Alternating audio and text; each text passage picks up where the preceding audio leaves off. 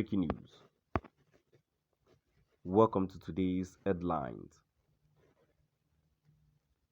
The life of Nnamdi, who sold weapons to both Nigeria and Biafra during the Civil War. The life of Nnamdi, who sold weapons to both Nigeria and Biafra during the Civil War. To my dear listeners, welcome to today's news.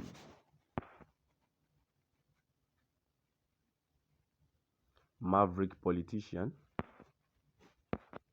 and a multi-billionaire investment mogul, Chief author Nnamdi, who died in May 2022 at 84 years, was an arms dealer.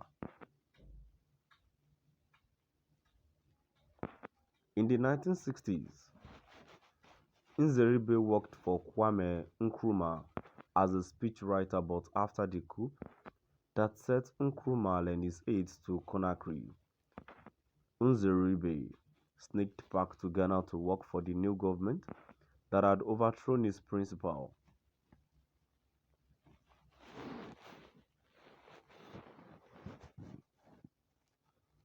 A successful arms dealer, Francis Nnamdi sold weapons to both Nigeria and Biafra during the 30 months Nigerian Civil War.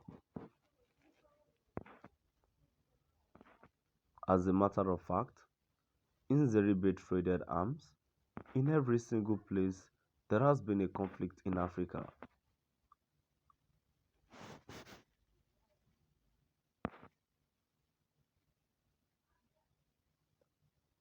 In April 1969, Nnamdi was involved in a bribery scandal with Ghana's head of state, Joseph Ottolankra, which forced the latter to sign.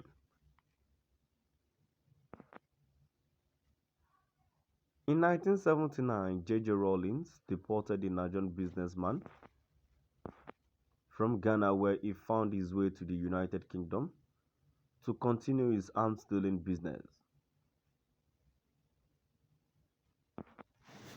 In 1970, after the Civil War, Nnamdi returned to Nigeria to open his first company, Fans Holdings Limited. In 1993, Nnamdi's Association for Better Nigeria approached the court on the basis of corruption and rigging to stop the announcement of the June 12, 1993 election result, which ultimately led to the annulment of the election.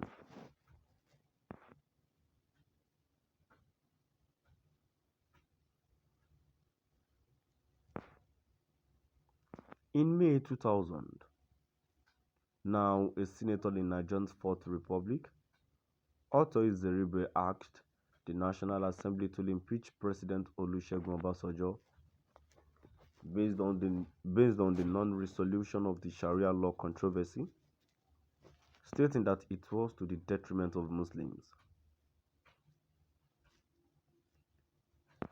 Most Igbo people, Nnamdi's kinsmen, were flabbergasted as most victims of the carnage in Kaduna between February 21 and 23, 2000, over the proposed adoption of the Muslim legal regime, were Eastern Nigerians, while the perpetrators were Islamic fanatics.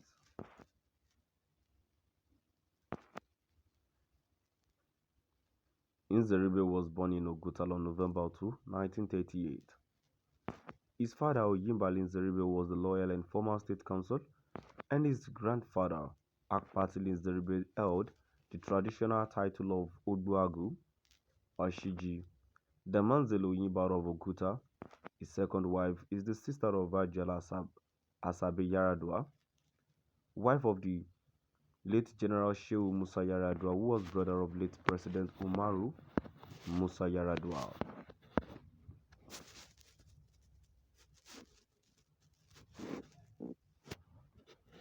Nnamdi lost his mother when he was a primary school pupil, while his father was away in Great Britain studying law. his care was taken over by Catholic priests who were involved in furthering his education. He attended Bishop Shanahan College, Holu and Holy Ghost College, Owerri in 1957. He traveled to Lagos where he obtained employment with Nigerian Sport Authority NP as an engineering cadet. A year later, he received a scholarship from the NPA to study marine engineering. It took courses at Portsmouth College of Technology and later attended Chesterfield College of Technology in England. By 1960, he was selling life insurance to black immigrants in Britain. Returning to Nigeria in 1961, he was briefly an employee of Shell, then for a few months an Air Force cadet. Thereafter, he worked for Gulf Oil at the firm's Encravos facility. Nzeribe soon left Gulf Oil and returned to London where he opened Biafran, a public relations firm with one Ghanaian and two English partners. The firm worked with a number of African diplomatic missions in London, including the Ghana High Commission.